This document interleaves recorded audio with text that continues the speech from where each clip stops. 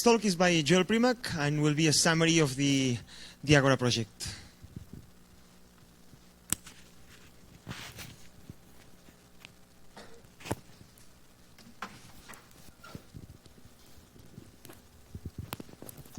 Okay, can everyone hear me okay? What happened? Okay, good.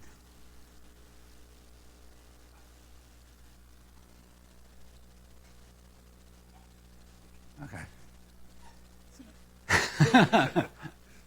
So this is going to talk to some extent about the history of this project and a little bit about the results. You've already heard some of the results, and in the next talk you're going to hear more from Leighton Strawn.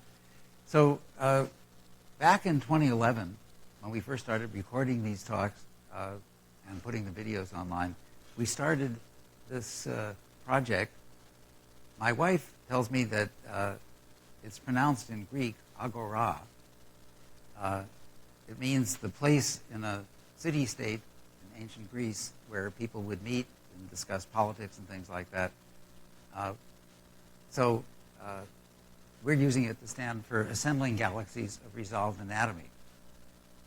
The idea is to compare different simulations. So we have created a workspace online to keep track of everything that's happening. We've had many meetings, both in person in August associated with the Galaxy Workshop, and then usually on timescales of weeks or a few months, telecons. And the first two papers were comparing pure dark matter simulations and zoom-in, an isolated galaxy, not a zoom-in, an isolated galaxy, but run by many different codes. So the purpose of this is to compare the way the different codes work. So there have been a great many people participating in many different institutions. We've now had 10 workshops, 80 web conferences. This is now the 11th of these workshops. I've been the chair of the steering committee, and Ji-Hoon Kim from the beginning has been the leader of all the detailed hard work, although most recently Santi Roca-Fabregat, who's right here, of course, has also played a really important role in leading it. So the first paper, we have the same initial conditions, the same astrophysics modules, for example, the Grackle cooling code, the same analysis software, YT, and we, after papers are accepted, make all of the inputs and outputs publicly available. So we started several years ago comparison of zoom-in cosmological simulations of the same initial conditions, a galaxy about the mass of the Milky Way. And the third paper, which came out in 2021, the first author is Santi Roca-Fabregat, and this year we're finishing 3 major papers.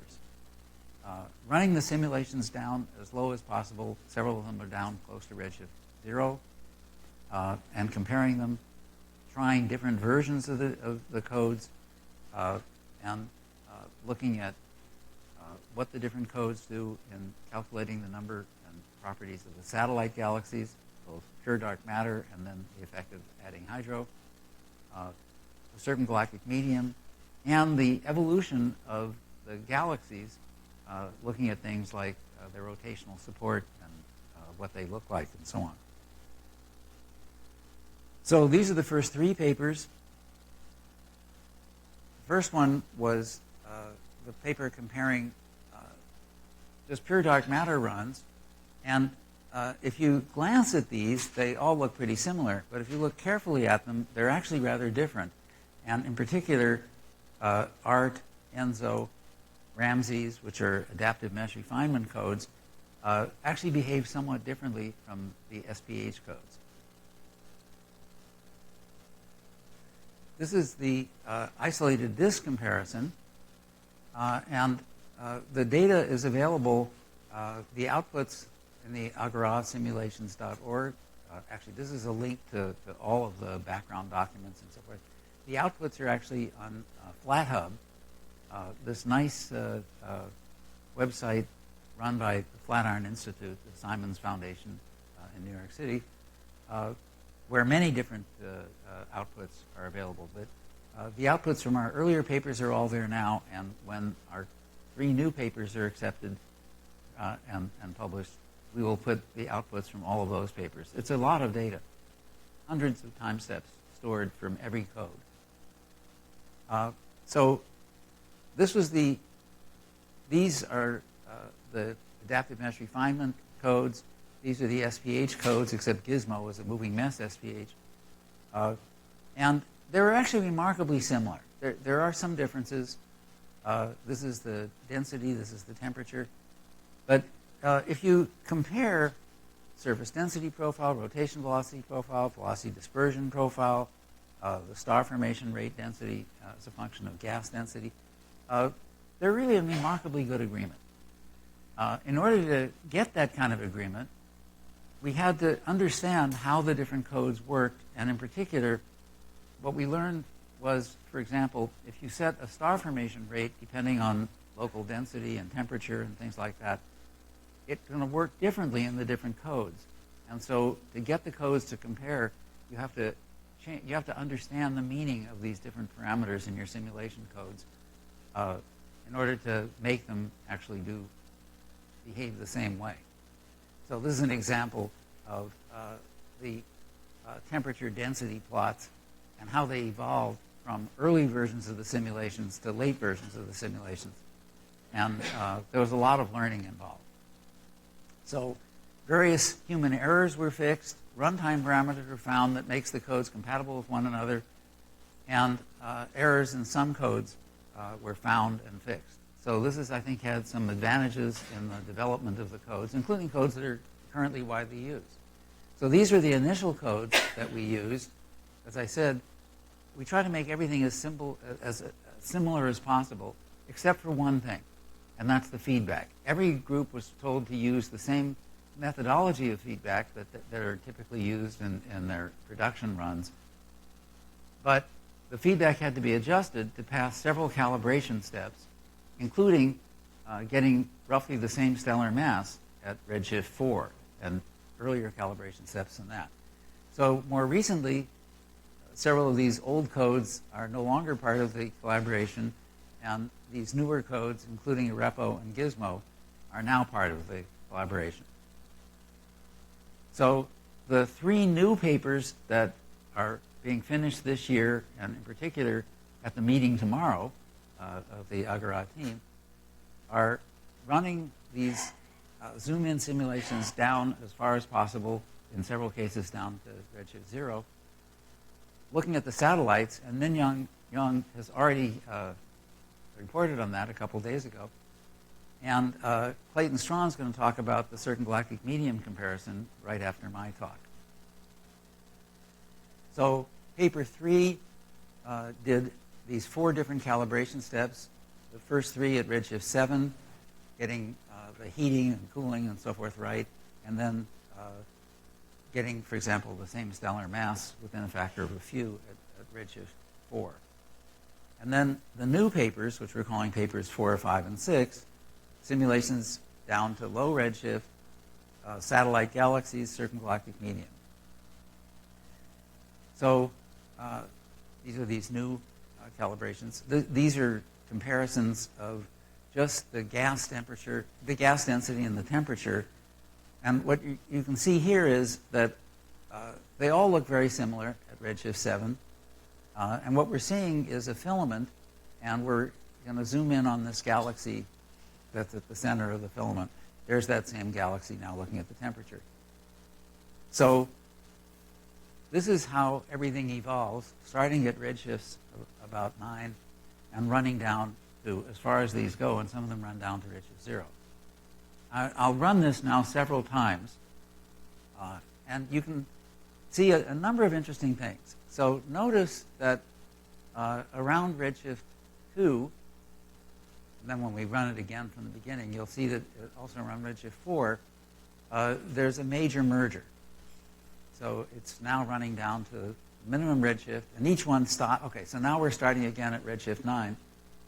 And you'll see that there's a major merger There's our central galaxy at a redshift of about 4.5. There, you see it?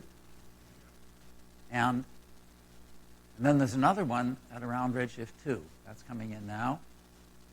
And there you go.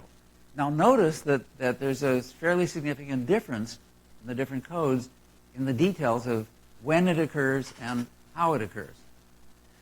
Now let's look at some of the other things. So this is projected dark matter density, projected star density, gas density, temperature, metallicity. Let's look at the metallicity. Notice that there are 3 codes that really kick the metals out. ART and Ramses, 2 of the 3 adaptive mesh refinement, and Gizmo. Sorry, Arepo, not Gizmo, Arepo. And that's going to turn out to be quite significant in the predictions for the circumgalactic medium. Some of these codes are kicking metals far out of the galaxy into the circumgalactic medium and beyond into the intergalactic medium, but others, to some extent, Enzo, Changa, Gear, they're all making similar amounts of metals because they have similar yields and similar stellar masses, but the feedback prescriptions are quite different, and those are resulting in very different metallicity distributions, which of course have observational implications. So this is the pure dark matter version. Whoops, down here is the pure dark matter version. This is the merger tree of each of the different simulations. And here's that redshift, roughly 4-ish, 4.5-ish major merger. This is the main progenitor. And both with baryons and even just the pure dark matter version, the pure dark matter versions are more similar, but the different codes are a little different. Of course, what I showed you when I ran the video is the hydro simulation. So how similar are the simulations from redshift 6 down to redshift 1? This is a slide from Clayton Strawn's talk, which is going to come right after mine. But I wanted to show you this because this is showing that these are the 8 different codes, and they behave a little differently in the way the stellar mass varies from redshift 6 down to redshift 1, but they're staying in a fairly narrow band, and the same with the metal production. That's the total metal mass. Of course, where the metals are is quite different among the different codes. So the paper that sort of summarizes the evolution is the one that Santi Rocafabrica is leading. So the mass metallicity relation as a function of redshift for all fiducial models is here. You won't have time to absorb it. But this is basically just to give you a sense of all the things that are being discussed. So we're comparing these star-forming galaxies at different redshifts. The codes are in pretty good agreement with observations at high and intermediate redshifts, greater than 2. At low redshift, the host galaxy sometimes quenches, sometimes doesn't quench as much as it probably should. These simulations don't have AGN feedback. There are no supermassive black holes. But that's something that we intend to start including. And Ken Nagamini, in the second talk after mine, is going to say something about how we expect to do that. So most of the codes show the formation of disks and even bar-like and spiral structures at redshift starting as high as 4, although they don't always persist. And in a follow-up project, we're studying formation of non-axis mesh structures in high Z stellar disks and dependence on the feedback used. What do the galaxies look like? So this is, I think, at redshift 2. Is that right? I'm sorry. Redshift 4, redshift 3, pre-merger, redshift 2, redshift 1. Right. So this is, not all of the codes got down to redshift 1, and of course some of them are down well below that, but they all got down to redshift 2. So this is the edge-on view, and you see that they're not all the same. Some of them have nice thin disks, some of them don't. This is what the face-on view looks like. So this one doesn't even seem to have a really well-defined disk at that stage, but then at redshift 1 it does. They're not labeled, but these are in the same order, so you know this one happens to be art. So the codes are interestingly different. in the way they work, and also in things like the rotational support. So this is from the paper 5, the one that was led by Minyoung Young, who's here and gave a talk about it. And there is a comparison between the pure dark matter simulations and the hydro simulations, all the different codes. And as you can see better if we zoom in, the dark matter produces a lot more substructure. And when you turn on the baryons, a lot of that disappears. Now, we don't really have the resolution. The resolution is typically about 80 parsecs physical resolution. So we don't really have the resolution to do these low-mass dwarf galaxies very convincingly. But what was clear is that when you turn on the hydro, the number of satellites that you get drops by between half a dex and a full dex. And it's consistently the case for all the different codes. So this is the dark matter mass. This is where we can compare the dark matter and hydro. And this is the distance from the host, the number of satellite galaxies. So in every case, there's a significant drop compared to the pure dark matter version. And the drop is greater for the adaptive mesh refinement simulations in general. And if you compare to the observed number of satellites, that the dark matter only produce a lot more satellites of various rotation, internal velocities, velocity dispersions, and stellar mass. This is Cosmo Run. This is the hydro simulation at redshift 2. And you notice that this is the Milky Way, this is Andromeda. So we're a little low, but if you run the simulations down to redshift 0.3, several of them have gotten down to these low redshifts, then the number actually grows, the number as a function of stellar mass, and looks in better agreement with the range between the Milky Way and Andromeda. I'm nearly finished. So what I've been comparing are 8, let's call them the fiducial simulations, the ones that pass the calibration steps at redshift 7 and redshift 4, and have been run down at least to redshift 2, and most of them down below redshift 2. And in addition, for every one of those, there's a pure dark matter simulation. And there are 7 additional simulations that people have run and are running, changing the feedback prescriptions, for example, to see if they can get better agreement with observations. As you're going to see from Clayton's talk, the simulations that didn't kick the metals out into the circumgalactic medium aren't making absorption line, quasar absorption lines predictions that would be compatible with observations. So 10 of these simulations are now at redshifts less than a half, and new models are being run. There's this new code called Swift. Ramses models are being run with different parameters, and a new Arepo TNG-like model is being run. And as I said, when the papers are published, all of the outputs will be made available. And there are, I think, a couple hundred time steps for every one of these codes where complete data has been stored. So we expect that that will be a useful thing that people may want to refer to. This is the ending of Santi Rocafabrica's paper 4, the sort of summary paper of the simulation.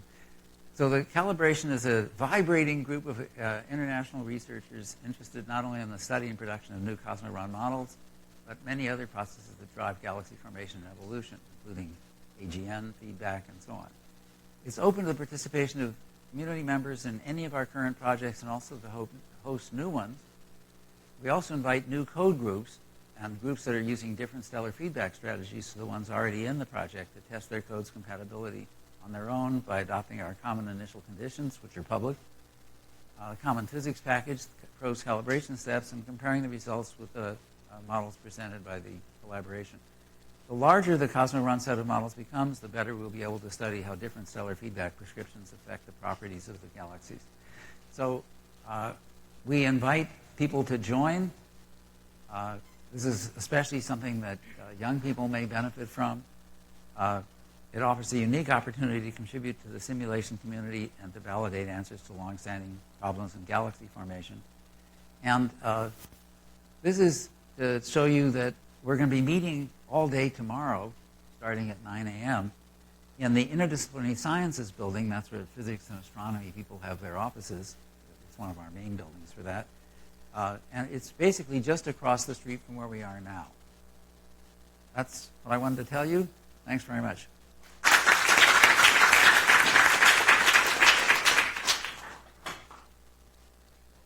Thank you for a very complete summary. So we have time for questions. I will start there and then there.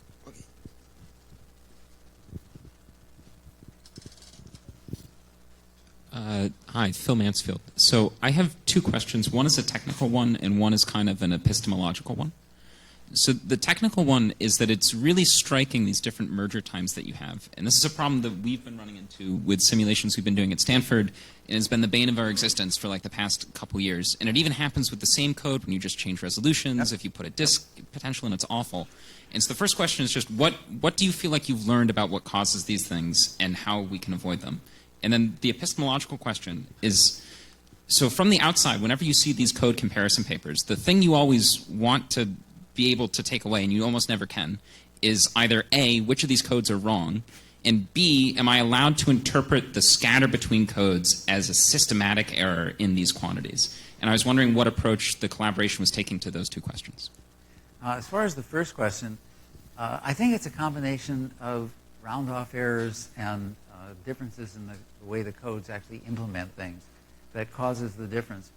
I don't know in detail. It's an interesting question to look at. I'm not sure, but we noticed already in the very first paper, which was published in 2014, just doing pure dark matter runs, that there were significant differences. And in fact, another thing to appreciate is practically all of these codes are non-deterministic, in the sense that if you run them again with exactly the same initial conditions, you get, in detail, different answers. And the reason basically is that there's a lot of randomness built into the way the codes actually work, either by design or just by numerical resolution issues. So now, as to your more philosophical question, so what are we learning about which codes are better? And I was fairly careful not to answer that question. And there are two reasons for that. One is, and you notice that some of the slides had preliminary on them. So our rule in the collaboration is that we don't publish anything until everybody has approved it. And in particular, the people whose codes didn't work so well. And people have been pretty good about it, but sometimes they say, well, we want to change the parameter and rerun. For example, the Repo gang did that. And so what's going to happen is that the papers that we're going to submit are based on the current versions. And probably by the time the referee report comes back, we will actually have some new versions, and we'll probably put them in an appendix. To some extent, that's already happening with paper 4.